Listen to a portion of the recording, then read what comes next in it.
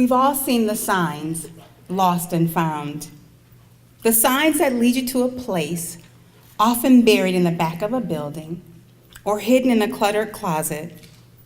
A place where everything that was lost is piled in a cluttered mess, waiting to be identified, waiting to be found. In that section labeled Lost and Found, things are mismatched. Things are messy. Things are missing components of their wholeness. The lost things now buried in the mess are valuable things that are waiting to be found. They sit in the pile, sometimes hidden from view, yet never decreasing in value. Rather, they sit there totally void of purpose. However they sit, wherever they sit, no matter how deeply buried, those things of value will never be found. They will never shine in their purpose until it is discovered that those things were lost. For me, motherhood was one of those things that was somehow lost. It was buried deep within a social construct of fairy tale of sorts. But my fairy tale went wrong. It went something like this. Once upon a time, I decided to say I do.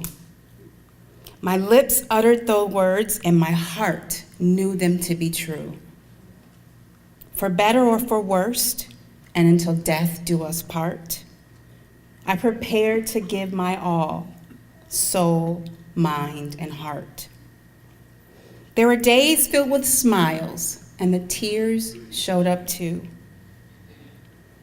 But I knew it was all worth it because I had just said I do.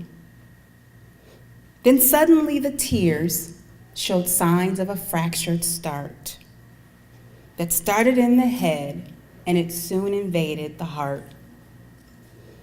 I knew there would be days when the sun would hide its face, but the days turned to years and love had no place. If rejected and abandoned, love will not abide. So the hearts intended to bind, they soon came untied. Now my heart has to adjust to what my head knew for a spell. My marriage, my family experienced a death that would end my fairy tale.